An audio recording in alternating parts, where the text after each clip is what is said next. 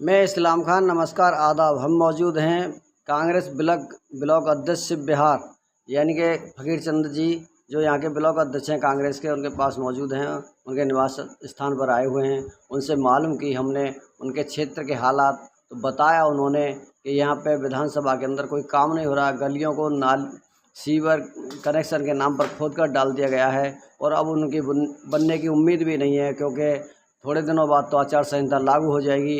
इसके बाद और उन्होंने बताया कि यहाँ की जो डिस्पेंसरी थी वो डिस्पेंसरी बिल्कुल डैमेज पड़ी है, यानी उसमें कोई काम नहीं हो रहा फ़िलहाल। और स्कूल की बात की जाए तो स्कूल को 2 साल हो गए। जो मुस्ताबाद का स्कूल है, जो 10वीं तक का, उसको यमुना विहार उसको शिफ्ट कर दिया गया है। उसमें निर्माण कार्य ना के बराबर हो रहा है और 2 साल से बच्चे वहाँ पे पढ़ने जाते हैं, जिनको किराए भाड़े का भी भार बढ़ रहा है और उनके टाइम का भी भार बढ़ रहा है। उन्होंने बहुत सारी कमियां मुस्ताबाद विधानसभा के अंदर बताई, जो यहाँ के विधायक उनको पूरा करने में नाकाम रहे हैं। उनका मानना है कि अब आने वाले 2025 के विधानसभा चुनाव के अंदर हसन अहमद के बेटे अली मेहदी चुनाव लड़ने जा रहे हैं और उम्मीद जताई जा रही है कि वो जीत कर आएंगे। जनता आम आदमी पार्टी के विधायक हों या बीजेपी के हों, उनको जवाब देगी। जी नेताजी, जानना चाहेंगे, आप सिर्फ बिहार वार्ड से कांग्रेस के ब्लॉक अध्यक्ष हैं, तो कांग्रेस वार्ड में आने वाले 2025 के विधानसभा चुनाव के लिए किस तरीके की तैयारियां चल रही हैं? मैं आपके धन्यवाद इस्लाम भाई आपका, और आपके चैनल से मैं ये कहना चाहता हूँ कि अब कांग्रेस में जो है पुराने लोग सब वापस आ रहे हैं। ताकत कांग्रेस की बढ़ रही है और नए लोग कांग्रेस की तरफ टकटकी लगा के देख रहे हैं। उन्होंने बीजेपी को भी देख लिया, आम आदमी पार्टी को भी देख लिया, इस तरह के भ्रष्टाचार हो रहे हैं। तो आने वाले 2025 में कांग्रेस का ही सरकार बनेगी दिल्ली में। जैसे आप यहाँ के ब्लॉक अध्यक्ष हैं, तो आपके यहाँ से किस तरीके की तैयारियां हैं?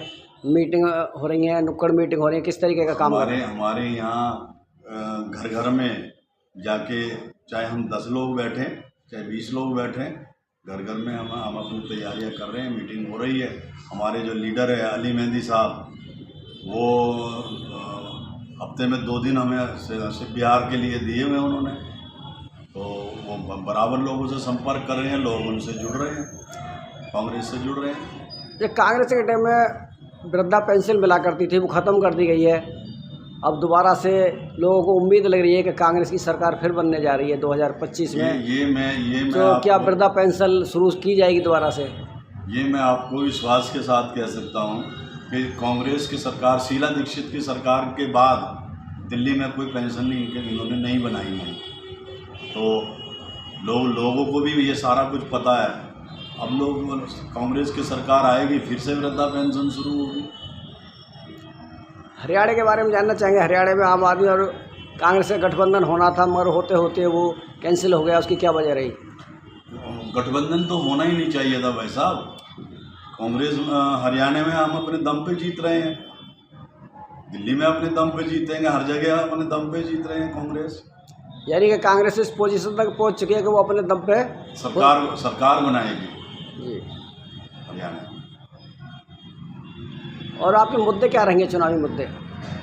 हमारे सबसे पहले जो है, देखो अभी हमने 24 तारीख में श्री राम चौक, गधे चौक पे जो मंडी के लिए रास्ता जाता है सिर्फ बिहार में, जो लोकल मुद्दे हैं हमारे, गड्ढे हो रहे हैं, पानी भरे हुए हैं, हमसे नहीं देखा गया, लोगों ने शिकायत की, तो वहाँ हमने धरना प्रदर्शन किया। और प्रदर्शन का नतीजा ये हुआ इस्लाम भाई कि अगले दिन 2 दिन बाद से ही जो यहाँ के स्थानीय विधायक है या सरकार की तरफ से, उन्होंने जो है वो मिट्टी के ढेर उसमें भरने शुरू कर दिए, गड्ढे भरने शुरू कर दिए, यानी काम करना शुरू किया है। ये तो आपके, हम लोगों के साथ हमेशा खड़े रहेंगे।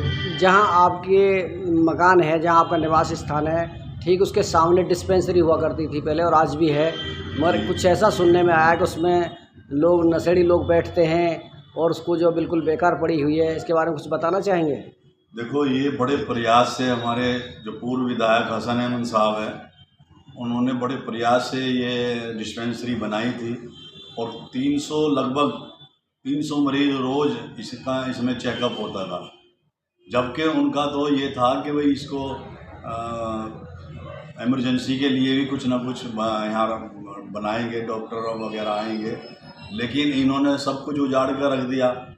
आज वो चोरों चक्कों का अड्डा बना के रख दिया, उसको ध्वस्त करके रख दी डिस्पेंसरी को। सिर्फ बिहार में कोई हाई स्कूल नहीं है या है?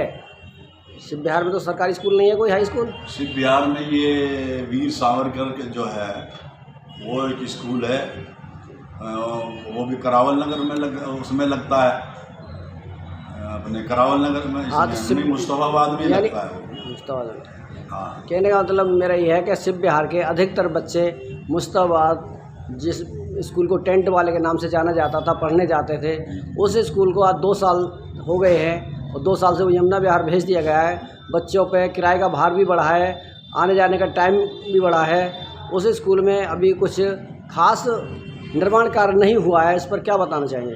ये इस्लाम भाई, मैं आपसे ख़ास करके ये बता रहा हूँ कि बड़े विश्वास के साथ ये बता रहा हूँ कि हमारे विधायक साहब ने, पूर्व विधायक साहब हसन अहमद ने, वो उस स्कूल के लिए बड़ी मशक्क़त करके उसका प्रपोजल दिया और अब वो हाई कोर्ट के ऑर्डर से वो बन रहा है, लेकिन वो भी नहीं बन पा रहा। अब उनका सपना है जैसे ही कांग्रेस सरकार में आएगी। मगर यहाँ के विधायक जी तो ये बता रहे थे जी कि हमारे केजरीवाल जी बनवा रहे हैं। वो हाई कोर्ट के ऑर्डर से बन रहा है सर। अच्छा, यानी कि इन्होंने उसको बनवाना कोई ज़रूरी नहीं समझा। जबकि केजरीवाल जी का कहना है कि दिल्ली को हमने शिक्षा मॉडल बनाया है। वो शिक्षा मॉडल दिल्ली में अगर आगे देखा, वो मुस्तफाबाद में देखा जाए तो वो शिक्षा मॉडल कहाँ पे है? वो तो आप तो घूमते हैं, लोगों से सबसे बात करते हैं। वो यहाँ तो शिक्षा के नाम पे कुछ भी नहीं। हाँ, हमारे जो पूर्व विधायक हसन अहमद है, उनका ये सपना था, उन्होंने एक स्कूल सिर्फ बिहार के लिए भी दिया था, लेकिन ये बदकिस्मती रही हमारी कि लोगों ने उनको जिताया नहीं, हरा दिया। ऐसा कुछ पता चला है कि हसन अहमद जी ने अब बहुत सारा कुछ काम तो किया है, मगर उसके साथ साथ पता चला है हमें कि हसन अहमद जी तो चुनाव नहीं लड़ेंगे, उनके सपुत्र अली मेहदी जी चुनाव लड़ने जा रहे हैं। तो आप क्या उम्मीद जता रहे हैं जनता से? देखिए इस्लाम भाई, कांग्रेस पार्टी कोई छोटी पार्टी तो है नहीं, नेशनल लेवल की पार्टी है। अब वो कांग्रेस पार्टी हसन अहमद को लड़ाए या बी किसी को लड़ाए या सी किसी को लड़ाए, लेकिन हाँ ये तय है कि कांग्रेस जीतेगी।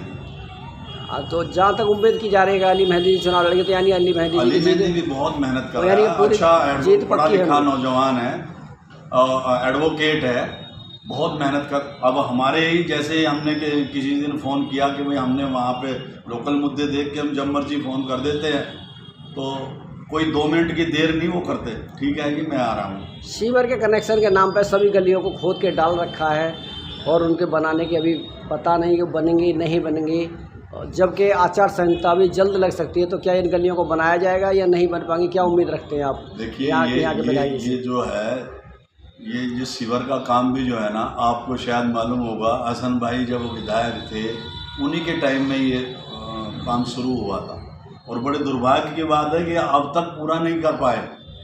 जो खोद के डाल दिया वो खोद के डाल दिया, सीवर डाल दिया और खुली छोड़ दी है। तो ये लोग अगर नहीं बोलेंगे तो क्या करेंगे? दिक्कत है, लोगों को परेशानी है, लोग गिरते हैं ना गलियों में चलते हुए। तो अंत में आप जनता से क्या अपील करेंगे? जनता से मैं अपील करूंगा कि जैसे शीला दीक्षित के 15 साल आपने देखे हैं, हसन अहमद के 2 बार का आपने कार्यकाल देखा है, यहाँ सब काम करने के बावजूद शिक्षा पे उनका बहुत ज़्यादा ध्यान रहा, बहुत ही ज़्यादा।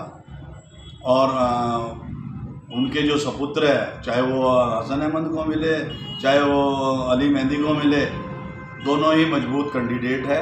और मेरी लोगों से अपील है कि कांग्रेस के कैंडिडेट को जिताएं और आगे जो काम नहीं हुए उनको पूरा करने में सहयोग दें। धन्यवाद।